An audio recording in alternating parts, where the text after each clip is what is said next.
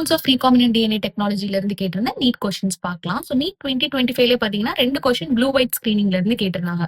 Blue white ஸ்கிரீனிங்ல இந்த plasmid வெக்டார்ல லாக்ஸி gene, அதாவது beta கேலக்டோஸ்டேஸ் enzyme producing gene, அந்த ஜீன் இருக்கிற இடத்துல நம்மளோட ஃபாரின் டிஎன்ஏவை இன்சர்ட் பண்ணுவோம்.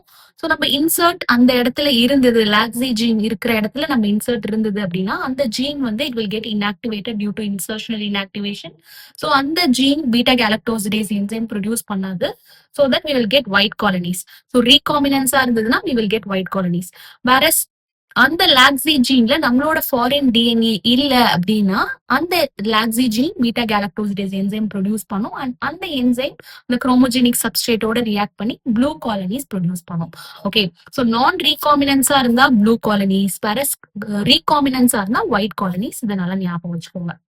Now the question is, in the above represented plasmid, an alien piece of DNA is inserted at eco-R1 site. Which of the following strategies will be chosen to select the recombinant colonies? அப்படின்னு கேட்டிருக்காங்க. So இப்போ beta galactosidase enzyme producing gene அந்த இடத்துலதான் வந்து நம்ம eco-R1 side இருக்கு. So இந்த eco-R1 சைட்டை கட் பண்ணி நம்மளோட ஏலியன் பீஸ் ஆஃப் டிஎன்ஏவை இன்சர்ட் பண்ணோம் அப்படின்னா இந்த gene it will get inactivated due to insertional inactivation. So that beta galactosidase enzyme produce பண்ணாது நமக்கு ஒயிட் காலனிஸ் கிடைக்கும். அதுதான் recombinant colonies. So which of the following strategies will be chosen to select the recombinant colonies?